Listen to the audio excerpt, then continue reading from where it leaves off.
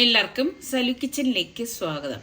ഇപ്പം നമ്മളുടെ channel കണ്ടുകൊണ്ടിരിക്കുന്നവരിൽ subscribe ചെയ്യാതെ ആരെങ്കിലും ഉണ്ടെങ്കിൽ നിങ്ങൾക്ക് ഇഷ്ടമാണെങ്കിൽ സബ്സ്ക്രൈബ് ചെയ്യാനോ ബെല്ലൈക്കൺ പ്രസ് ചെയ്യാനോ ഒന്നും മറന്നു വരുത് കേട്ടോ.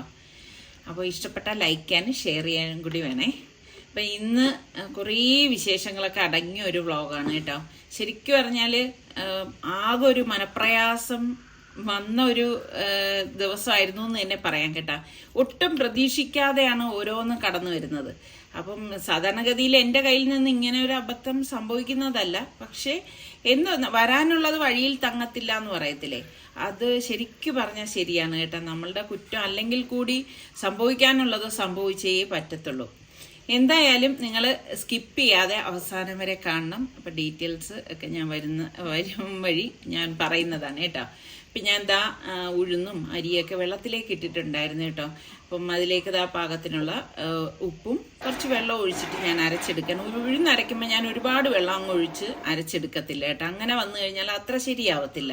പിന്നെ എത്രയൊക്കെ വയ്യെങ്കിലും ഞാൻ എപ്പോഴും കുറച്ച് അരി ഇതുപോലെ ഇട്ടിട്ട് അരച്ച് വയ്ക്കാറുണ്ട് കേട്ടോ. കാരണം രാവിലെ ഇപ്പം എല്ലാവരും ഒക്കെ ഉള്ളപ്പോഴേക്ക് എന്ത് പറ്റുമെന്നൊന്നും നമുക്ക് പറയാൻ പറ്റത്തില്ലല്ലോ. അപ്പം ഇങ്ങനെ മാവൊക്കെ ഉണ്ടെങ്കിൽ നമുക്ക് വലിയ ഒരു ഉപകാരം തന്നെയാണ്.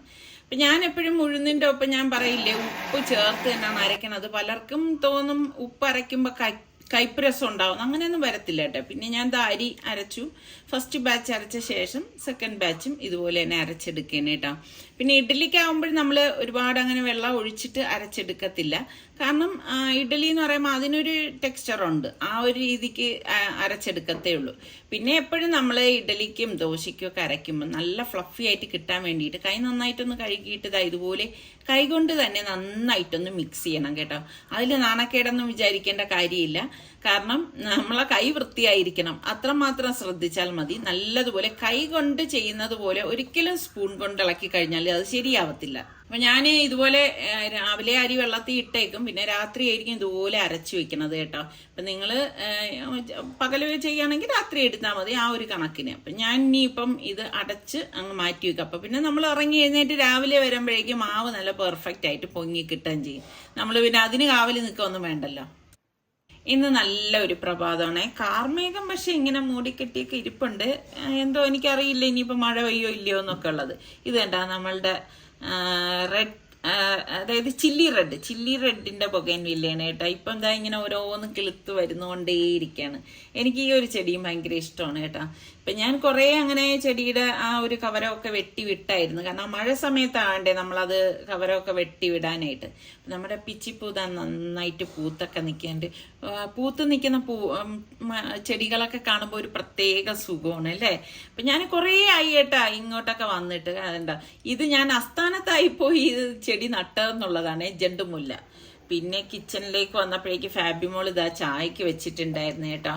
അപ്പോൾ എനിക്ക് ഇതുപോലെ നല്ല കടുപ്പത്തിൽ നല്ല അടിച്ച ചായ കുടിച്ച് കഴിയുമ്പോഴേക്കേ നല്ല ഉഷാർ വരും കേട്ടോ. അപ്പം ഞാൻ എപ്പോഴും ഞാൻ ഇങ്ങനെയാണ്, കുറച്ച് സമയം ഞാൻ എനിക്ക് വേണ്ടിയിട്ട് സ്പെൻഡ് ചെയ്യും കേട്ടോ. അത് മിക്കവാറും രാവിലെ തന്നെ ആയിരിക്കും. ബാക്കിയുള്ളതൊക്കെ ഇവർക്കൊക്കെ വേണ്ടിയിട്ട് നമ്മളുടെ എന്ത് പറയാൻ എനർജിയൊക്കെ കുറേ കളയുന്നതല്ലേ. അപ്പം രാവിലെ എന്തായാലും എനിക്കുള്ള ടൈമാണിത്. അപ്പം എല്ലാവരും അങ്ങനെ ചിന്തിക്കണം, നമുക്ക് വേണ്ടിയിട്ട് നമ്മൾ കുറച്ച് സമയം കണ്ടെത്തണം. പിന്നെ ഞാൻ വിചാരിച്ചു ഇനി ചായ കുടിച്ചോണ്ടിരുന്നാൽ ഇന്ന് കുറേ പണികളൊക്കെ ഉള്ളതാണ്. അപ്പം ആ ചായയും കൊണ്ട് നേരെ കിച്ചണിലേക്ക് വന്നു കേട്ടോ. പിന്നെ ഞാൻ നമ്മുടെ ഉഴുന്നില്ലേ, ഇത് ഞാൻ കഴുകി വറുത്ത് വച്ചിരിക്കുന്ന ഉഴുന്നായിരുന്നേ. വറുത്തെന്ന് വെച്ചാൽ ജസ്റ്റ് ഒന്ന് ചൂട് മാറിയപ്പോഴേക്ക് കുപ്പിയിൽ അടച്ചു വെച്ചത്. അതിലേക്ക് പൊട്ടുകടല ഉണ്ടല്ലോ, അതും 2 സ്പൂൺ ഇട്ടിട്ടുണ്ട്. എന്നിട്ടൊന്ന് വറുത്ത് കൊടുക്കുകയാണ്. അപ്പം അതുകൊണ്ട് തന്നെ നമ്മൾ ഇനി ഇത് കഴുകുകയോ എടുക്കുകയോ ഒന്നും വേണ്ട. ആവശ്യത്തിലുള്ള വറ്റൽമുളകും കൂടി ഇതിലേക്ക് ചേർത്ത് കൊടുക്കാം. കാശ്മീരി ചില്ലി ഉണ്ടെങ്കിൽ അത് ചേർത്ത് കൊടുത്താലും മതി. തീ കുറച്ചിട്ട് നമുക്കിതൊന്ന് വറുത്തെടുക്കണം കേട്ടോ. പിന്നെ കുറച്ചധികം കറിവേപ്പില ഞാൻ എടുത്തിട്ടുണ്ട്, അതും കൂടി നമുക്ക് ഇതിലേക്ക് ഇട്ട് കൊടുക്കാം കേട്ടോ. ചിലപ്പോൾ ഞാൻ കറിവേപ്പില ചേർത്തിട്ടും ഉണ്ടാക്കും, ചില സമയം കറിവേപ്പില ചേർക്കാതെ ഉണ്ടാക്കും കേട്ടോ. അപ്പം പല രീതിയിൽ ഞാൻ ഉണ്ടാക്കും. ഇവിടെ പിന്നെ എങ്ങനെയൊക്കെ ഉണ്ടാക്കി വെച്ച് കഴിഞ്ഞാൽ പെട്ടെന്ന് അത് കഴിയും കേട്ടോ. അപ്പം അതവിടെ ചെയ്യുന്ന സമയം കൊണ്ട് തന്നെ ഒരു സവോള ഞാനൊന്ന് പൊളിച്ച് വൃത്തിയാക്കി എടുക്കുകയാണ് കേട്ടോ. നമ്മളിങ്ങനെ ഒരു ജോലിയുടെ പുറകിൽ നിന്ന് അതിനു വേണ്ടിയിട്ട് സമയം കളയണതെന്നും ഒരു ജോലി ചെയ്തുകൊണ്ടിരിക്കുമ്പോൾ തന്നെ നമുക്ക് ചെയ്യാൻ പറ്റുന്ന മറ്റു ജോലികളൊക്കെ ഉണ്ടെങ്കിൽ അങ്ങ് ചെയ്യുകയാണെങ്കിൽ നമ്മളുടെ ജോലി എളുപ്പമാവുകയും ചെയ്യും. എപ്പോഴെപ്പോഴും നമ്മളിങ്ങനെ കിച്ചണിൽ നിൽക്കുന്ന ആ ഒരു ടൈം നമുക്ക് കുറയ്ക്കുകയും ചെയ്യാം. ആർക്കും ഇഷ്ടമുള്ള ഒരു കാര്യമൊന്നും അല്ലല്ലോ കിച്ചണിൽ ഒരുപാട് സമയം സ്പെൻഡ് ചെയ്യുക എന്നുള്ളത്. അപ്പം ഞാൻ ഇത് സവാള കഴുകി എടുത്തോണ്ട് വന്നത് ഇതുപോലെ ഒന്ന് അരിഞ്ഞെടുക്കുകയാണ് കേട്ടോ. ഒരെണ്ണം മതിയാവുമേ. അപ്പം ഞാൻ സവാള ഇതുപോലെ ഒന്ന് അരിഞ്ഞെടുത്തു. പിന്നെ ഇതിൻ്റെ ഇടയിൽ നമ്മൾ ഇത് മറന്നുപോയി കഴിഞ്ഞാൽ സംഭവം കരിഞ്ഞു പോകും കേട്ടോ. പിന്നെ ആകെ ടേസ്റ്റ് മാറിപ്പോവും. അപ്പം അതും വറുത്തെടുത്തിട്ടുണ്ട്. പിന്നെ വറുത്ത പാത്രത്തിൽ തന്നെ നമ്മൾ വെച്ചേക്കരുതേ, അങ്ങനെ വന്നാൽ അത് കരിഞ്ഞു പോവും. അപ്പം അതുകൊണ്ട് ഞാനൊരു പ്ലേറ്റിലേക്ക് ഇതൊന്ന് മാറ്റി കൊടുക്കുകയാണ് കേട്ടോ. പലരും പല രീതിയിലായിരിക്കുമല്ലോ ഇതുണ്ടാക്കുന്നത്. അപ്പം അത് അവിടെ ഒന്ന് തണുക്കട്ടെ കേട്ടോ. നന്നായിട്ട് തണുത്ത ശേഷം മാത്രമേ അതിനി പൊടിക്കത്തുള്ളൂ കേട്ടോ. അല്ലാതെ നമ്മളത് പൊടിച്ചു കഴിഞ്ഞാൽ അത്ര അങ്ങോട്ട് ശരിയാവത്തില്ല. അപ്പം ഈ സമയം കൊണ്ട് ഞാൻ മിക്സിയുടെ ജാറിലേക്ക് ഒരു 2 വലിയ തക്കാളിയാണ് എടുത്തിരിക്കുന്നത്. ഒരു 3-4 വെളുത്തുള്ളി അല്ലിയും ഒരു 3-4 വറ്റൽ മുളകും കൂടി ഇട്ടിട്ട് നമുക്കിനി ഇത് നന്നായിട്ടൊന്ന് അടിച്ചെടുക്കാം. അപ്പോൾ ഇതുപോലെ ഞാനൊരു പാൻ അടുപ്പത്തേക്ക് വെച്ചിട്ടുണ്ട്. ഇതിലേക്ക് നമുക്ക് കുറച്ച് ഓയിലൊന്ന് ഒഴിച്ചു കൊടുക്കണം. ഒരുപാട് ഓയിലൊന്നും ഒഴിക്കേണ്ട ആവശ്യമില്ല. ഇത്രയും മാത്രമേ ഞാൻ ഒഴിച്ചു കൊടുക്കുന്നുള്ളൂ. പിന്നെ നമുക്ക് കുറച്ച് കറിവേപ്പില ഇട്ട് കൊടുക്കാം. പിന്നെ നമ്മൾ ഈ ചെറുതായിട്ട് അരിഞ്ഞു വെച്ചിരിക്കുന്ന സവാള ഉണ്ടല്ലോ, അതും കൂടി ഇട്ടിട്ട് നമുക്കിനി ഇത് ഒന്ന് ഇളക്കി കൊടുക്കണം കേട്ടോ. അപ്പം സവാളയുടെ ഒരു നിറം ഒന്ന് മാറുന്ന ആ ഒരു ടൈം വരെ നമുക്ക് ഇതുപോലെ ഒന്ന് ഇളക്കി കൊടുക്കാം കേട്ടോ. ഒരുപാട് അങ്ങ് വഴണ്ട് വരേണ്ട ആവശ്യമില്ല. ഇനി ഇതിലേക്ക് ഞാനിവിടെ 1 ടീസ്പൂൺ മഞ്ഞൾപ്പൊടി, 1 ടീസ്പൂൺ മല്ലിപ്പൊടിയും, ഒരു 1.5 ടീസ്പൂണോളം കാശ്മീരി ചില്ലി പൗഡറും പാകത്തിനുള്ള ഉപ്പും കൂടി ഇട്ട് കൊടുക്കാനേ. എന്നിട്ട് ആ പൊടിയുടെ പച്ചച്ചൊവ മാറത്തക്ക രീതിയിൽ തീ കുറച്ച് വെച്ചിട്ട് വേണം നമ്മളിത് വഴറ്റിയെടുക്കാനുള്ളത് കേട്ടോ. അല്ലെങ്കിൽ എന്താണെന്ന് വെച്ചാൽ ആ പൊടിയുടെ ഒരു ചൊവ വരും. പിന്നെ നമുക്ക് ഈ അടിച്ചു വെച്ചിരിക്കുന്ന തക്കാളിയുടെ കൂട്ട് ഇതിലേക്ക് ഒഴിച്ചു കൊടുക്കുകയാണ്. ഒഴിച്ചിട്ട് നന്നായിട്ട് ഒന്ന് ഇളക്കി കൊടുക്കാം. ഒരു വെറൈറ്റി ഐറ്റമാണേ ഉണ്ടാക്കണത്. എപ്പോഴും നമ്മൾ ഒരുപോലെ ഉണ്ടാക്കണത് ഇതുപോലെ കുറച്ചൊക്കെ ഇടയ്ക്കൊക്കെ വെറൈറ്റി ആയിട്ടൊക്കെ ഉണ്ടാക്കി കഴിഞ്ഞാൽ എല്ലാവർക്കും ഇഷ്ടമാവും. പിന്നെ കുറച്ച് വെള്ളം കൂടി ആ മിക്സിയുടെ ജാറിലെടുത്തിട്ട് ഞാനൊന്ന് ഒഴിച്ചു കൊടുക്കുകയാണേ. എന്നിട്ട് നമുക്ക് ഇതുപോലെ ഒന്ന് ഇളക്കി കൊടുക്കണം. അപ്പം ഇനി ഇതൊന്ന് തിള വരണം കേട്ടോ. അപ്പം ഞാൻ ഇതുപോലെ ഒന്ന് ഇളക്കി കൊടുക്കുകയാണ്. ഇപ്പം തന്നെ ശരിക്കും പറഞ്ഞാൽ നല്ല ഒരു മണമൊക്കെ വരുന്നുണ്ടേ. ഇനി ഇതിലേക്ക് നമ്മൾക്ക് കുറച്ച് കായപ്പൊടിയും കൂടി ഇട്ട് കൊടുക്കും. മസ്റ്റായിട്ട് കായപ്പൊടിയും വറുത്ത് പൊടിച്ച ഉലുവാപ്പൊടി 1 ടീസ്പൂൺ ഇട്ടിട്ടുണ്ട്. എന്നിട്ട് നമുക്ക് നല്ലതുപോലെ ഒന്ന് ഇളക്കി കൊടുക്കണം കേട്ടോ. അതിൻ്റെ ഉപ്പും പുളിയൊക്കെ ഉണ്ടോയെന്ന് ഞാൻ നോക്കി. നമ്മളുടെ മാവ് ഇവിടെ പൊങ്ങി വന്നിട്ടുണ്ട്. കണ്ട നല്ല ഫ്ലഫി ആയിട്ട് വന്നിരിക്കുന്നത്. അപ്പോൾ ഇനി ഇത് നന്നായിട്ടൊന്ന് അടിച്ചിട്ട് നമുക്ക് ആവശ്യമുള്ളത് ഒരു ബൗളിലേക്ക് മാറ്റണേ. അല്ലെങ്കിൽ മൊത്തത്തിലുള്ള മാവ് നിങ്ങൾ അങ്ങനെ എടുക്കരുത്. അങ്ങനെ എടുത്തു കഴിഞ്ഞാൽ നമുക്കിത് കുറച്ച് ദിവസത്തേക്ക് വച്ചിരിക്കാൻ പറ്റത്തില്ല. അതുകൊണ്ട് നമുക്ക് ആവശ്യത്തിനുള്ളത് ഒരു ബൗളിലേക്ക് എടുത്തിട്ട് മാത്രം ബാക്കിയുള്ളത് അടച്ച് ഫ്രിഡ്ജിലേക്ക് അങ്ങ് മാറ്റിയാൽ മതി കേട്ടോ. എന്നിട്ട് ഇതുപോലെ തിള വരുന്ന സമയത്ത് ഞാൻ നമ്മൾ കലക്കിയെടുത്ത മാവിനെ ഓരോ സ്പൂൺ ഇതുപോലെ ഒന്ന് കോരി ഒഴിച്ചു കൊടുക്കുകയാണ് കേട്ടോ. ശരിക്കും പറഞ്ഞാൽ എനിക്ക് ത്രോട്ടിനകം ആകെ പ്രോബ്ലമാണ്, കഫാണ്. അപ്പം അതൊക്കെ കൊണ്ട് എൻ്റെ വോയിസൊക്കെ ചിലപ്പോൾ മാറിയിരിക്കും കേട്ടോ. ഇപ്പം അങ്ങനത്തെ ഒരു ക്ലൈമറ്റ് ആണല്ലോ. അപ്പം എന്താ മാവ് ഇതുപോലെ അങ്ങ് ഒഴിച്ചു കൊടുക്കുകയാണ് കേട്ടോ. ഒരു വെറൈറ്റി ആണെന്ന് ഞാൻ ആദ്യമേ പറഞ്ഞില്ലേ. എന്നിട്ട് നമുക്ക് മൂടി വെച്ചു കൊടുക്കാമേ. എന്നിട്ട് അത് അവിടെ ഇരുന്ന് റെഡിയാവും. തീ വളരെ കുറച്ച് വേണം നമ്മൾ ചെയ്യാനുള്ളത്. അപ്പോഴേക്കും നമ്മൾ വറുത്തെടുത്ത ഉഴുന്നിൻ്റെ കൂട്ട് തണുത്തിട്ടുണ്ട്. അപ്പോൾ പൊടിക്കുന്ന ജാറിൽ എടുത്തിട്ട് നമുക്കിനി ഇതൊന്ന് പൊടിച്ചെടുക്കണം. എപ്പോഴും നിങ്ങൾ ശ്രദ്ധിക്കണം, പൊടിക്കുന്ന ജാറിൽ നമ്മൾ മിക്സിയുടെ ജാറ് കഴുകി വെള്ളം ഒന്നും ഉണ്ടാവരുത്. അത് നന്നായിട്ട് തുടച്ചേക്കണം.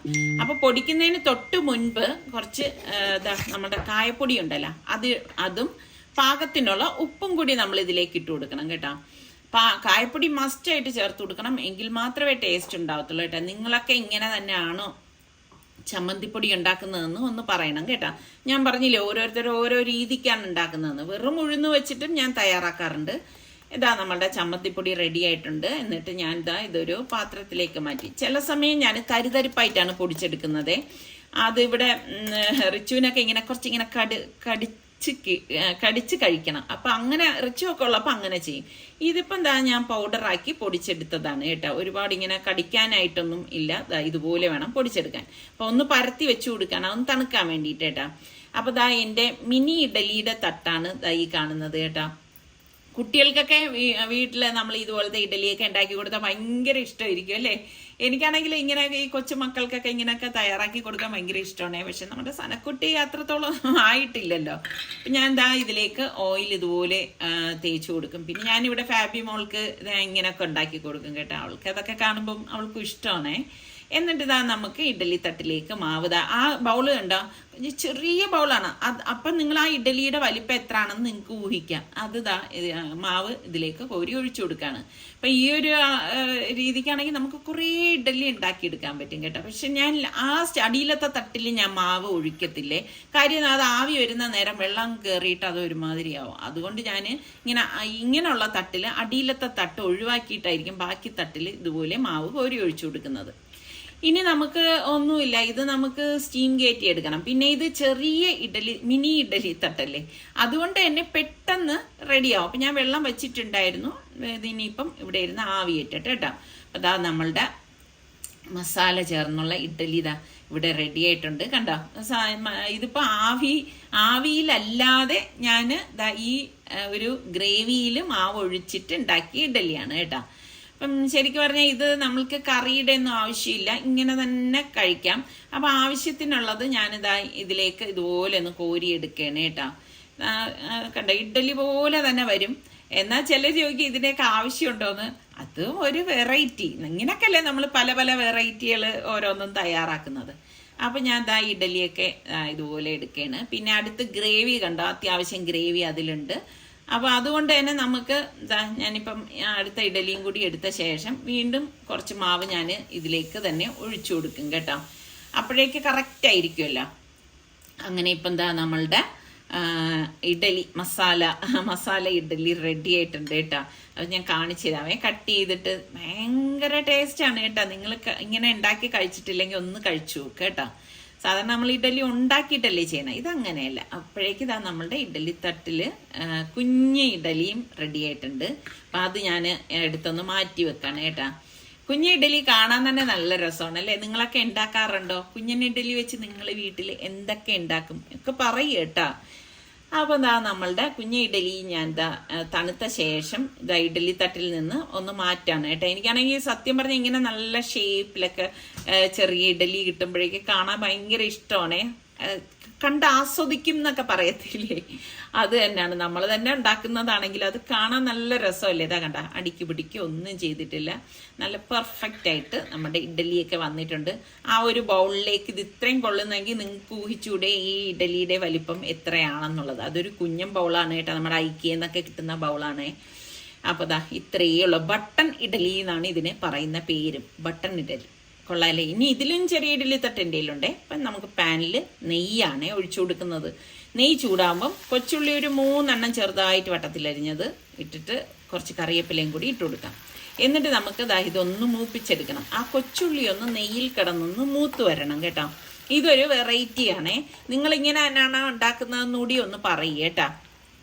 അപ്പോൾ കൊച്ചുള്ളിയും കറിവേപ്പിലയും മൂത്ത് വന്ന ശേഷമാണ് ഞാൻ 1 ടീസ്പൂണോളം ഉഴുന്ന് പരിപ്പ് ഇതിലേക്ക് ചേർത്ത് കൊടുക്കുന്നത്. അപ്പം ആദ്യം ചേർത്ത് കൊടുത്തു കഴിഞ്ഞാൽ ഉഴുന്ന് കരിഞ്ഞു. അതുകൊണ്ടാണ് ഈ സമയത്ത്. പിന്നെ നമ്മൾ പൊടിച്ചെടുത്ത ഇഡലിപ്പൊടി ഉണ്ടല്ലോ, ഇതുപോലെ ഞാൻ ഈ ഒരു കപ്പ്, ചെറിയ കപ്പിൽ 1 കപ്പ് എടുത്തിട്ടുണ്ട്. അത് ഇതിലേക്ക് ഇട്ടിട്ട് നന്നായിട്ടൊന്ന് ഇളക്കി കൊടുക്കുകയാണ് കേട്ടോ. അപ്പോൾ ആ നെയ്യിൽ ഇതെല്ലാം കൂടിയിട്ട് മിക്സായി വരാണ് കേട്ടോ.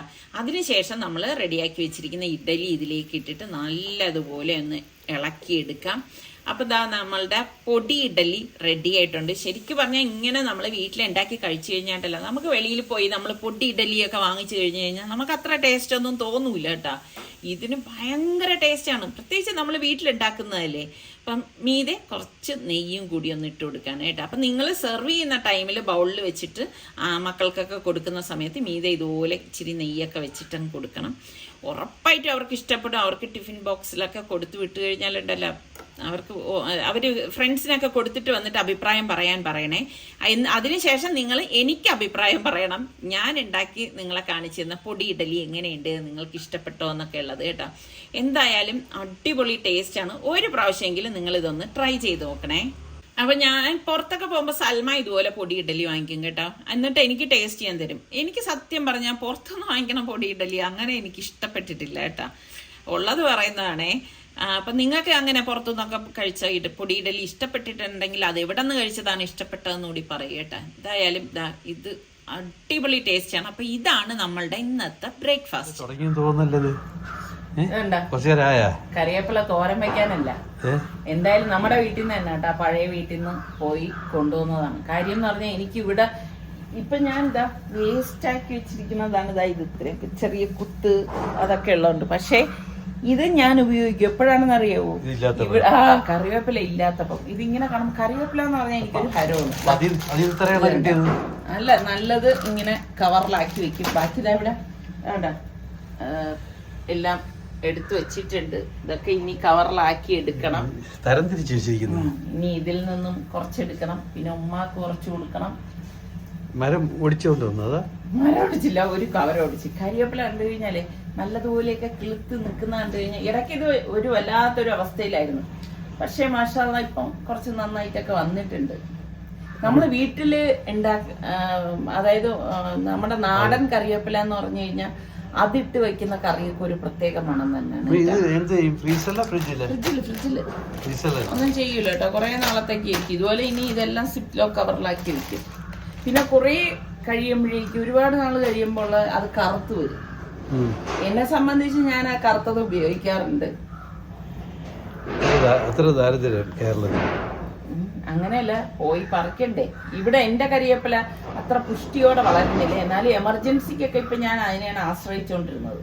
ഇന്ന് എന്തായാലും രണ്ടും കൽപ്പിച്ച് കറിവേപ്പില കൊണ്ടുപോകും. കൊള്ളത്തില്ല കേട്ടാ. അതാ സിപ്ലോ കവറിലാക്കി വയ്ക്കും.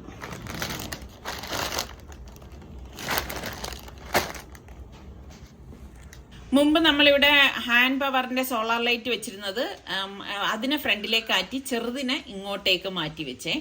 ഇപ്പോൾ ഒരു 8ന്റെ അല്ല 10ന്റെ പണി കിട്ടിയെന്ന് ഞാൻ പറഞ്ഞില്ലേ, അതിന്റെ ഒരു കാര്യം ഇതാണ് കേട്ടോ. അതാ നോക്കിക്കേ, ഒരു സുപ്രഭാതത്തിൽ നോക്കുമ്പോഴേക്കുണ്ട് ഗേറ്റ് ഇങ്ങ് താന്നുപോയി. അപ്പൊ പിന്നെ ഇത് മൊത്തം പൊളിക്കണം. ഗേറ്റ് താന്നു പോകാൻ മറ്റൊരു കാര്യമുണ്ട് കേട്ടോ. ഇവിടെ എല്ലാവരും സ്കൂട്ടറിലും ബൈക്കിലും ഒക്കെ വന്നിട്ട് അത് ഗേറ്റില്ല, അത് ബൈക്കും സ്കൂട്ടറും കൊണ്ടൊന്ന് ഉന്തും. അങ്ങനെ ഉന്തി ഗേറ്റ് ഇങ്ങ് താഴെ പോന്നു. അപ്പൊ ഇനി ഉന്തുന്നവരുണ്ടെങ്കിൽ സൂക്ഷിക്കുക, ഇതുപോലെ പണി കിട്ടും. പണി കിട്ടിക്കഴിഞ്ഞാൽ പിന്നെ വലിയ പാടാണേ ഇതുപോലെയൊക്കെ ചെയ്തെടുക്കാൻ. അപ്പോൾ നമ്മുടെ അശോകൻ അതെല്ലാം ഒന്ന് ക്ലിയർ ചെയ്തുകൊണ്ടിരിക്കുകയാണ്. അപ്പൊ ഇനിയിപ്പം 2-3 ദിവസത്തേക്ക് ഈ ഗേറ്റ് എന്തായാലും തുറക്കാൻ പറ്റൂല എന്നാണ് പുള്ളിക്കാരൻ പറയുന്നത് കേട്ടോ. അപ്പൊ അത് തേച്ച് വിടുന്നുണ്ട്. അപ്പൊ ഇനിയിപ്പം എല്ലാവരും വളരെ റെസ്പെക്റ്റോട് കൂടി സ്കൂട്ടർ വെളിയിലും ബൈക്ക് വെളിയിലൊക്കെ വച്ചിട്ട് വന്ന് ഗേറ്റ് തുറക്കണ അവസ്ഥയാവും. അപ്പോൾ എല്ലാം തേച്ച് മിനിക്ക് കുട്ടപ്പനാക്കുകയാണ് കേട്ടോ. ഇതും ഒരു പണി തന്നെയാണ് കേട്ടോ. കാരണം ഗേറ്റ് ശരിയായില്ലെങ്കിൽ നമുക്ക് അപ്പുറത്ത് ഗേറ്റുള്ളതുകൊണ്ട് കുഴപ്പമില്ല. നനച്ചിരിക്കാതെ ഒരു പണി കിട്ടിയ ദിവസമാണ് കേട്ടോ. ഇന്ന് ഞങ്ങൾക്ക് പുറത്ത് വേണ്ട ഒരു ആവശ്യം ഉണ്ടായിരുന്നു. അപ്പം നിസാർക്കാക്ക് വരാൻ പറ്റാത്തതുകൊണ്ട് ഞാനും ഫാബിയോളും സനക്കുട്ടിയും കൂടിയാണ് ഇറങ്ങിയത്. അപ്പോൾ അങ്ങനെ ഇറങ്ങി ഞങ്ങൾ മരപ്പാലത്തെത്തിയപ്പോഴേക്കും പൊതുവെ ഇന്ന് സിഗ്നലൊന്നും വർക്കിംഗ് അല്ലായിരുന്നു. പോലീസ് എല്ലായിടത്തും നിന്ന് അങ്ങനെ വിടായിരുന്നു. അപ്പം ഞങ്ങൾ മരപ്പാലം എത്തുമ്പോഴേക്കുണ്ട് ഇതുപോലെ തന്നെ ഭയങ്കര റഷ്. അങ്ങനെ റഷിൽ ഞാൻ ഇങ്ങനെ നിൽക്കുകയാണ്. അപ്പോൾ വണ്ടിയൊന്നും മൂവ് ചെയ്യുന്നില്ല. അപ്പോൾ മൂവ് ചെയ്യേണ്ട ടൈം ആയപ്പോഴേക്കും ഞാൻ പതുക്കെ മൂവ് ചെയ്യാൻ തുടങ്ങുമ്പോഴേക്കും പെട്ടെന്ന് ഭയങ്കര ഒരു സൗണ്ട് കേൾക്കുന്നു. അപ്പോൾ എന്തെന്നോ വീഴുന്നത് പോലെ ഈ സൗണ്ട് കേൾക്കുന്നതിന് ജസ്റ്റ് മുമ്പ് ഒരു ഓട്ടോ, ഇവിടെ നിൽക്കുന്ന ഓട്ടോ അങ്ങോട്ടേക്ക് മൂവ് ചെയ്യുന്നുണ്ടായിരുന്നു. അപ്പോൾ ഫാബിയോള് പെട്ടെന്ന് പറഞ്ഞു, ഉമ്മിയാ നമ്മുടെ ബോണറ്റ് പോയെന്ന് പറഞ്ഞു. അപ്പോഴേക്കും വണ്ടി ഞാൻ അവിടെ തന്നെ ഓഫ് ചെയ്തിട്ട് എനിക്ക് ഇറങ്ങാൻ പറ്റുന്നില്ല ട്രാഫിക് കാരണം. അപ്പൊ ഈ ഓട്ടോക്കാരൻ എന്ത് ചെയ്തെന്നാ അങ്ങോട്ടേക്ക് ഒതുക്കി അങ്ങ് നിർത്തി, ഭയങ്കര ട്രാഫിക്. അങ്ങനെ ഫാബിയോള് ഇറങ്ങിയിട്ട് പറഞ്ഞു, ഉമ്മിയ എല്ലാം റോഡിൽ കിടക്കുന്നു എന്ന് പറഞ്ഞു.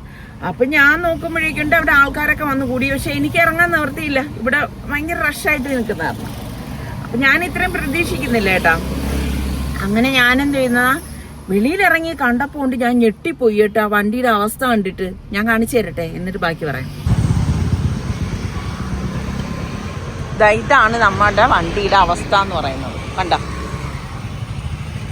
സംഭവം ഒന്നുമില്ല, എല്ലാം ഇളകിപ്പോയി. ഇതേ ഈ എന്തൊക്കെയോ സംഭവമൊക്കെ ഇങ്ങനൊക്കെ കിടക്കുന്നു. ഇങ്ങനെ ഇതാണ് അവസ്ഥ, കണ്ടോ.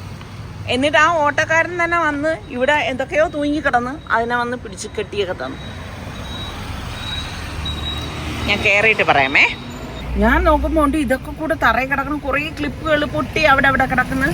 കാരണം ഈ ഓട്ടോ എന്ന് പറയുന്നത് അറിഞ്ഞൂടെ, അവരെ കുറച്ച് സ്പീഡിലല്ലേ എടുക്കത്തുള്ളൂ കിട്ടുന്ന സമയത്ത്.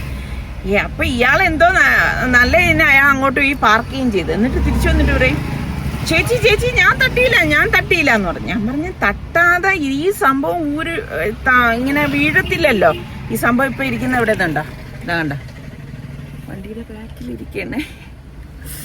അപ്പൊ ഞാൻ പറഞ്ഞു, അപ്പൊ അയാൾ പറഞ്ഞു ഇല്ല ഞാൻ തട്ടിയിട്ടില്ല, അല്ലെങ്കിൽ ചേച്ചി എൻ്റെ ഓട്ടോയിൽ വന്ന് നോക്കെന്നൊക്കെ പറഞ്ഞു. അപ്പൊ ഞാൻ അവിടെ ചെന്ന് നോക്കുമ്പോഴേക്കും ഇയാളുടെ ഓട്ടോയുടെ ബാക്കിൽ ഇങ്ങനെ ഒരു ക്ലിപ്പ് പോലെ ഉണ്ട് കേട്ടാ, അതിങ്ങനെ തുറന്നിരിക്കുന്നുണ്ട്. അത് ശരിക്കും പറഞ്ഞ ഇതിന്റെ സൈഡിലുള്ള ഇതില് വാക്കല്ലാതെ എങ്ങാണ്ട് തട്ടിയപ്പോ ഇത് മൊത്തത്തിൽ അങ്ങ് വീണ്, അതാണ് വാസ്തവം.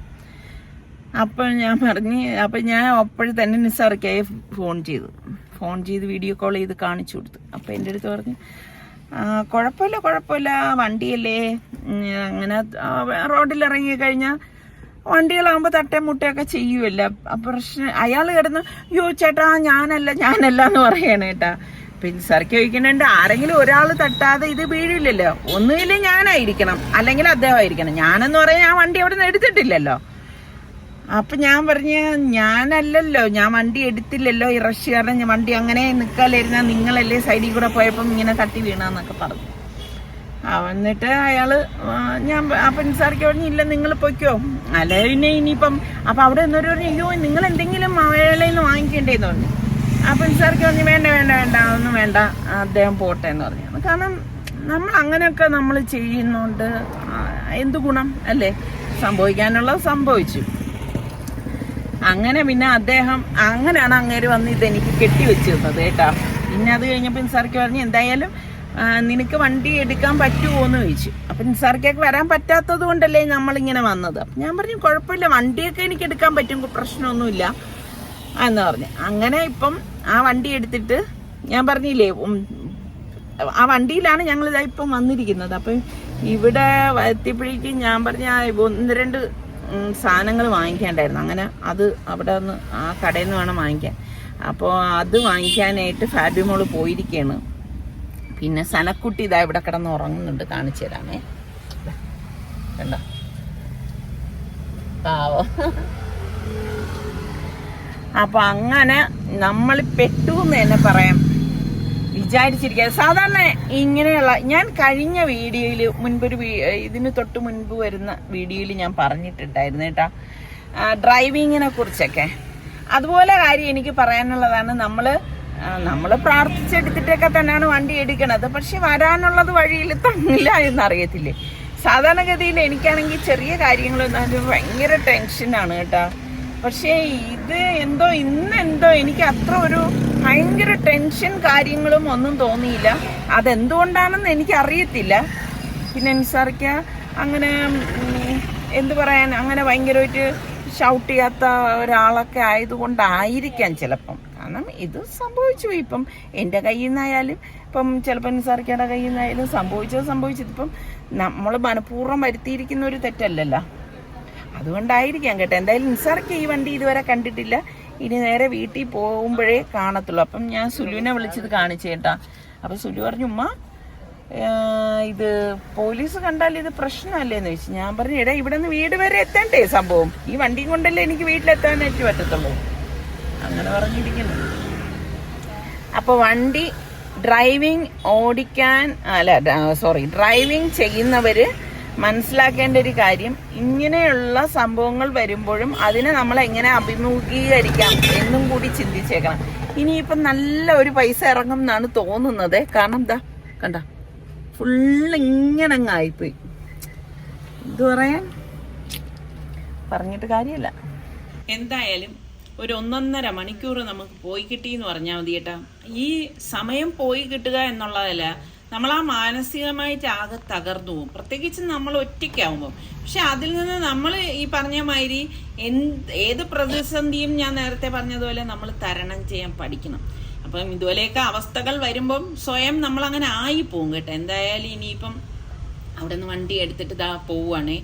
അപ്പം നമ്മൾ ഈ ടെൻഷനിൽ വണ്ടി ഓടിക്കുക എന്ന് പറഞ്ഞാൽ പാടാണ്. ഞാൻ പിന്നെ വളരെ പതുക്കെ മാത്രമേ വണ്ടി ഓടിക്കാറുള്ളൂ കേട്ടോ. കാരണം നമ്മൾ എന്തിനാണ് ധൃതി കൂട്ടുന്നത്, അതിൻ്റെ ഒന്നും ആവശ്യമില്ല. ലൈറ്റ്